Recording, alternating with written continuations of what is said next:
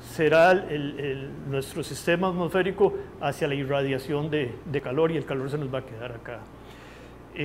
Otro efecto que dispara ese calentamiento es que al haber calentamiento ahí se empiezan a derretir los glaciares, se empieza a derretir el hielo. Entonces una superficie blanca que no se calentaba simplemente cogía la energía que irradia el sol y la refleja, eso se llama el albedo, la refleja y simplemente no se convierte en calor.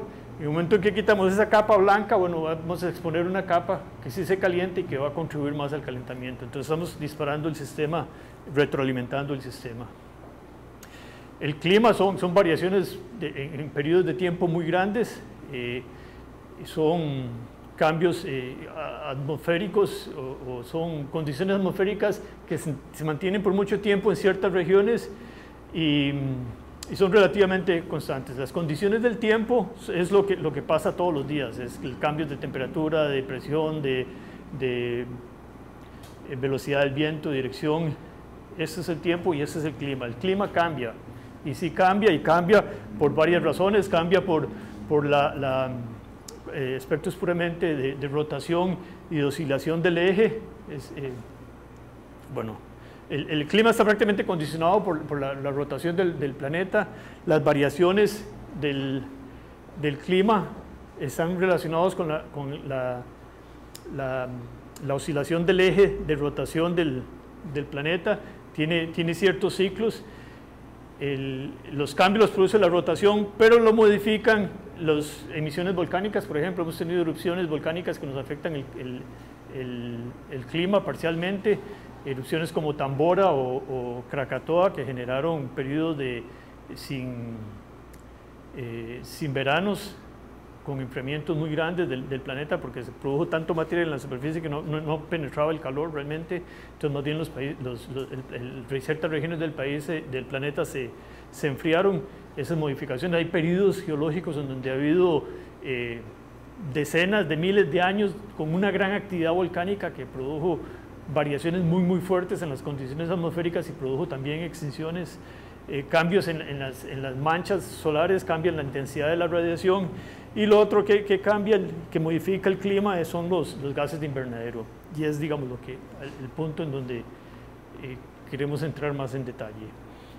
Esas son las variaciones, estas oscilaciones del eje de la rotación de la Tierra. Tiene varios periodos del orden de 25, 26 años, 12.000 años en ciertos momentos. Eso genera una variación en el clima. Los cambios climáticos han existido en el tiempo geológico, aún ya en este periodo en donde ya se vuelve más o menos estable la atmósfera, las condiciones son más o menos estables, ya comienza a tener variaciones más cíclicas en términos de la frecuencia y en términos de la amplitud.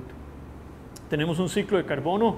El carbono como uno de los elementos o como los compuestos más, como CO2, más importantes como gas de invernadero.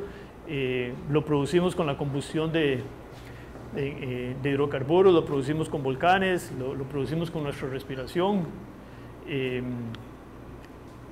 Y se atrapa con formación de carbonatos en el océano, calizas por ejemplo, o puede quedar como turberas atrapados también en el suelo. Hay un cierto ciclo del carbono en ese sistema. Hay periodos en donde hay geológicos en donde hubo una generación muy grande de carbonatos, de calizas por ejemplo, que es un excelente secuestrador de carbono. Entonces, ¿qué es lo que tenemos más o menos en el último medio millón de años? Son ciclos en donde ha variado la concentración de CO2 en la atmósfera, y cuando lo correlacionamos con la temperatura vemos que es una correlación casi de 1 a 1. Entonces, ahí tenemos una prueba muy clara de que la temperatura de la atmósfera, la temperatura del planeta está sincronizada con las concentraciones de CO2. O sea, es claro que el CO2 es uno de los condicionantes para los cambios de temperatura en la atmósfera. Y podemos ver aquí, ya podemos empezar a ver los valores. Antes hablábamos de esa crisis del Paleoceno y Oceno de 600, 700 partes por millón de carbono en la atmósfera. El ámbito en donde se estaban moviendo estas oscilaciones son en el orden de unos 270, de 170 a 270, estamos hablando de unos 100, más o menos 100 partes por millón que ha permitido en nuestro sistema natural, nuestro planeta, en el último millón de años, para oscilar y mantenerse como un sistema de equilibrio. Y ustedes conocen el principio de Le Chatelier. Es un principio natural que dice que en el momento que usted introduce un agente perturbante en un sistema natural en equilibrio, el mismo sistema va a tratar de eliminar el agente perturbante. Entonces esto todo está controlado por el principio de Le Chatelier. Si empieza a haber un incremento muy grande, se estabiliza con una reversión del proceso. Entonces vemos, por ejemplo, ya la última, en esta etapa de enfriamiento total tuvimos ciertas glaciaciones. Esta es la última glaciación, más o menos hace 22.000 años. A partir de ahí comenzamos uno de estos ciclos de calentamiento temporal, de esta ciclicidad. Hay fundición de glaciares, hay calentamiento del mar, mucho del levantamiento, gran parte del levantamiento del nivel del mar no es porque se derriten los glaciares, es porque el agua se calienta y se expande. Es la expansión térmica del agua la que produce ese levantamiento del nivel del mar. Pero hay una contribución fuerte de glaciación. Y hace más o menos 6.000 años entramos en una etapa ya de estabilización del sistema. Esto lo que apunta es a otro ciclo ya de enfriamiento, como un sistema natural, como una respuesta a un sistema natural. Veníamos con tasas de levantamiento del nivel del mar del orden de 0.8 milímetros por año. En los últimos 6.000 años empieza la era industrial, comenzamos a meter carbono en la atmósfera, comenzamos a calentar la atmósfera, comienza a subir el nivel del mar, pasa de 0.8 a 1.8 milímetros por año. Aquí ya podemos ver que el efecto del carbono en la atmósfera ya desde principios del siglo XX se podía ver que ya estaba teniendo un efecto. O sea, no es que el calentamiento global comenzó en los 70s o comenzó en los 80s, no, ya venía comenzando desde principios del siglo pasado. Se identificó o se reconoció oficialmente o formalmente en los finales de los 70, en los 80s, pero como proceso ya venía ocurriendo. Entonces, con poco carbono que habíamos puesto en la atmósfera a finales del siglo XIX, ya habíamos comenzado a levantar esta rampa, ya habíamos comenzado a producir un cambio. Estos son los últimos 1.000 años de concentración de carbono en la atmósfera. Vemos que teníamos un sistema más o menos constante en el orden de 270 partes por millón. Comienza la era industrial, comenzamos a quemar cualquier cantidad de hidrocarburos y comenzamos esta rampa fuerte. Es una rampa muy, muy fuerte. Esta es la curva de Keeling. Esto es un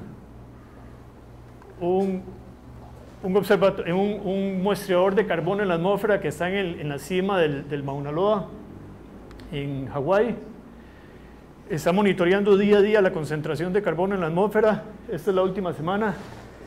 Yo recuerdo hace unos 5 años, el miedo era que se pudiera llegar a las 400 partes por millón. Eso se ponía como un límite y por eso se maneja siempre como la curva roja. Ya lo superamos, o sea, ya pasamos por encima de esos 400 partes por millón. Eso es una semana. Vamos a ver si lo carga inmediatamente.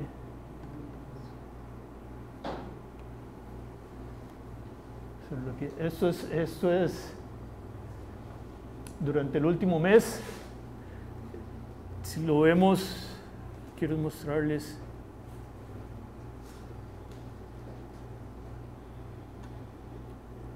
Seis meses. Vemos que más bien viene bajando en ese tiempo.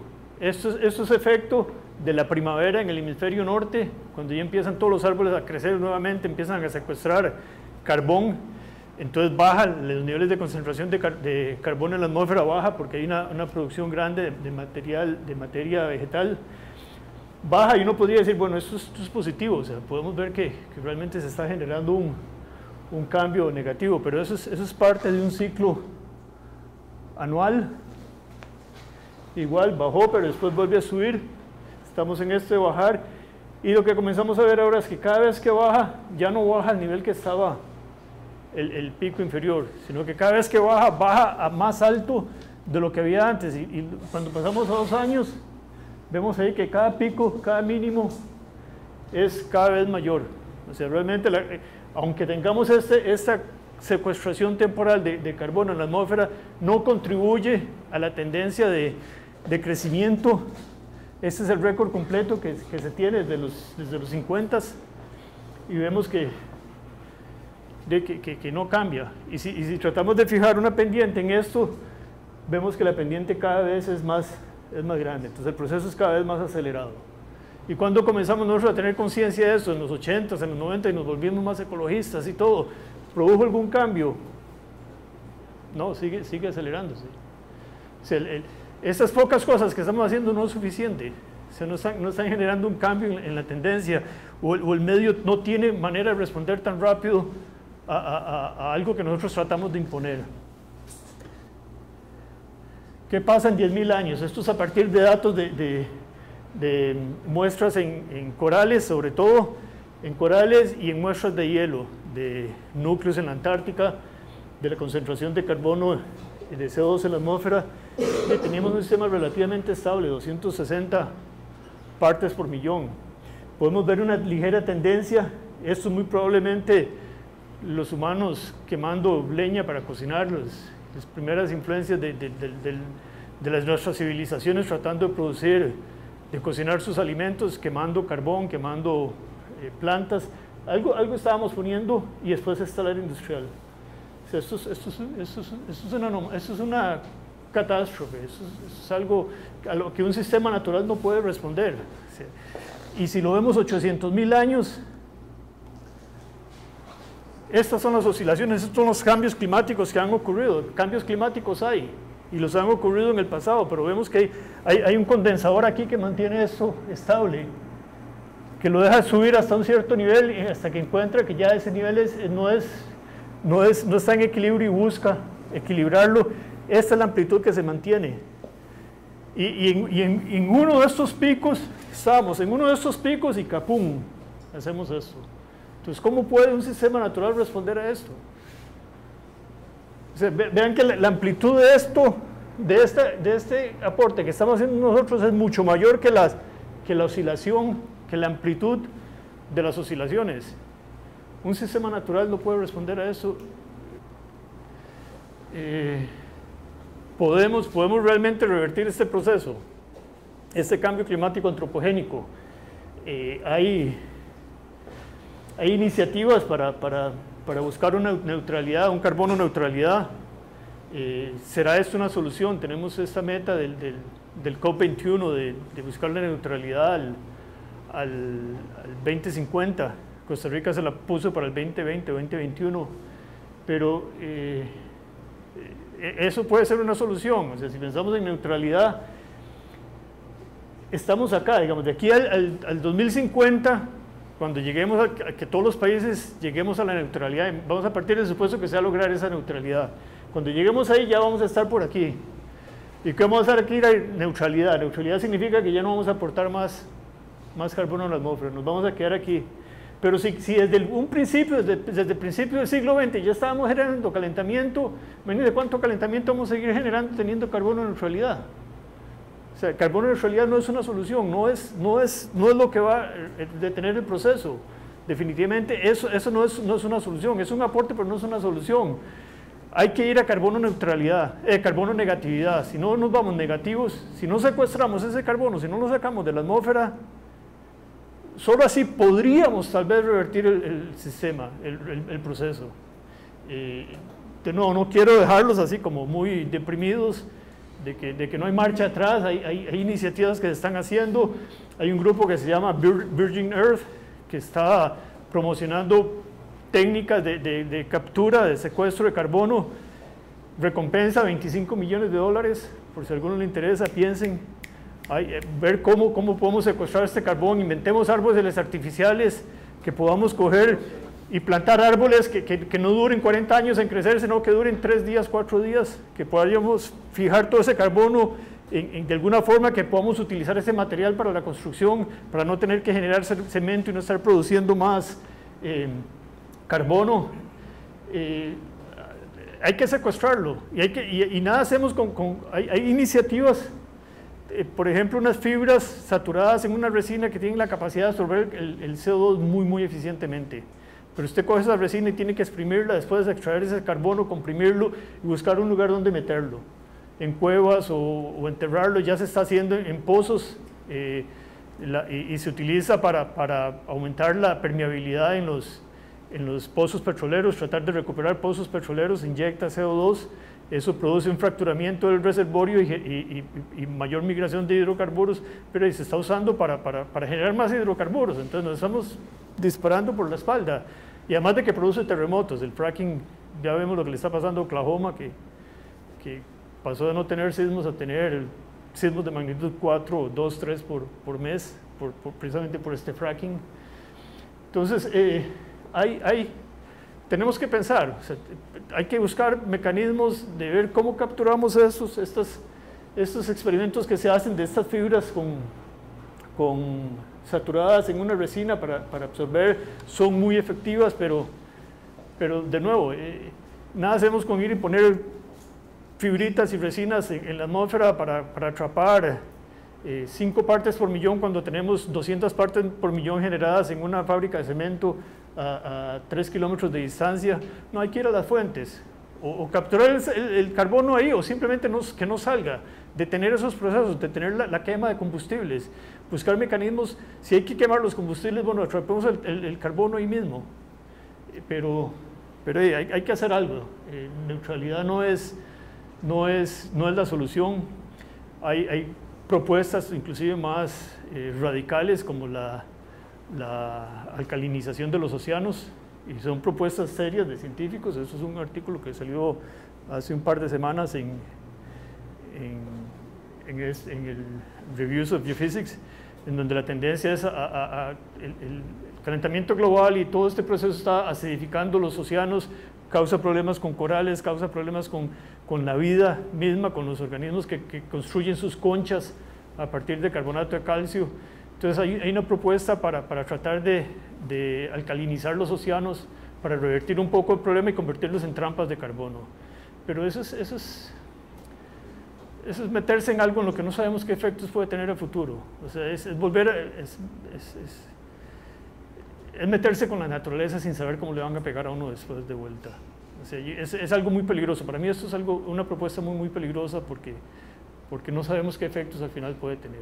Es volver a introducir un cambio es como cuando metieron culebras para quitar los ratones, y después quién quitaba las culebras y metieron, y ya tenemos muchas experiencias de eso, donde el hombre se la pela y trata de arreglar la torta y se la vuelve a pelar arreglando la torta, y esa es la torta más grande. Entonces, no sé, el mensaje es: pensemos, busquemos una forma. Hay $25 millones ahí, si les interesa, de propuesta, pero el cambio hay que hacerlo.